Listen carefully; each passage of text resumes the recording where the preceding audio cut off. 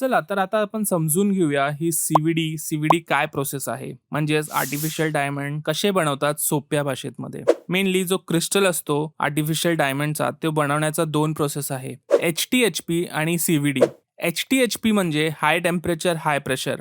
या प्रोसेसमध्ये एका शीटवर एक छोटासा ओरिजिनल डायमंडचा किंवा आधी बनवलेला आर्टिफिशियल डायमंडचा तुकडा ठेवला जातो, ज्याला सीड असे म्हणतात. आणि या सीड सोबत कार्बन मेटल ठेवले जातात. मग ही शीट एका चेंबरमध्ये ठेवली जाते, ज्या चेंबरमध्ये हाय टेम्परेचर अराउंड 1000 ते 1500 डिग्री सेल्सिअस मेंटेन केले जातात, ज्याच्यामुळे कार्बन त्या छोट्याशा डायमंड क्रिस्टलवर डिपॉझिट होतो आणि हाय प्रेशर अप्लाय केला जातो, ज्याच्यामुळे हळूहळू कार्बन ॲटम क्रिस्टलमध्ये कन्वर्ट होतात आणि एक मोठा डायमंड क्रिस्टल फॉर्म होतो. अशा प्रकारे आपल्याला लॅब ग्रोन किंवा आर्टिफिशियल डायमंड मिळतो. या प्रोसेसला साधारण 15 दिवस लागतात.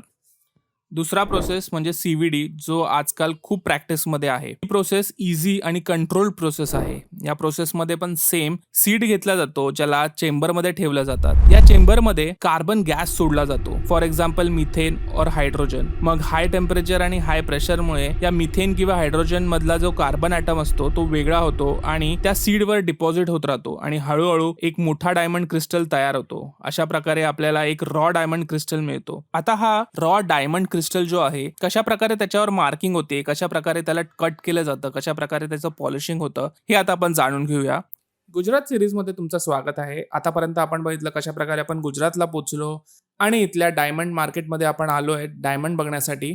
आतापर्यंत आपण बघितलं कशा प्रकारे डायमंडचा क्रिस्टल तयार होतो. आता आपण बघणार आहे तो कटिंग कसा होणार आहे. आणि एका क्रिस्टल पासून एक डायमंड बनत नाही, एका क्रिस्टल पासून 2-3 डायमंड बनतात. मग ते कसं डिसाईड होतं आणि त्या क्रिस्टलला कशा प्रकारे कट करतो आता आपण बघणार आहोत. आता हा क्रिस्टल आहे, त्या क्रिस्टल मधून किती डायमंड्स निघतील ते या सॉफ्टवेअर मध्ये समजतं. आता पहिले तर त्या क्रिस्टलला स्कॅन केलं जातं, ज्या प्रकारे आपल्या बॉडीचा MRI होतो त्या प्रकारे या क्रिस्टलचा MRI करून या सॉफ्टवेअर मध्ये टाकलं जातं. आता त्याचं जे काळं पाट दिसतंय ते म्हणजे ते क्रिस्टलची घाण आहे, ते डायमंड मध्ये आलं नाही पाहिजे. तर त्याच्या आतमध्ये कुठला शेप कुठल्या क्रिस्टलमध्ये कसा बसेल हे लोक इथे डिसाईड करतात. त्यानंतर या क्रिस्टलवर मार्किंग होते. ती मार्किंग झाल्यानंतर एका दुसऱ्या लॅबमध्ये नेलं जातं. मग या लॅबमध्ये त्या मार्किंग नुसार तो क्रिस्टल कट होतो. तर क्रिस्टल वेगवेगळ्या शेपमध्ये कट झाल्यानंतर मग त्याला या लेझर कट मशीनमध्ये ठेवलं जातं आणि मग त्याच्या मार्किंग नुसार त्या लेझरला ऍडजस्ट केलं जातं आणि लेझर सुरू झाल्यानंतर ते साधारण अर्ध्या तासात ती डायमंड कट होतं आणि आपल्याला एक डायमंडचा शेप प्रॉपर मिळतो. त्यानंतर या डायमंडची पॉलिशिंग होते, मग सर्टिफिकेशनला जातं आणि या प्रकारे आपल्याला डायमंड मिळतो. या प्रकारे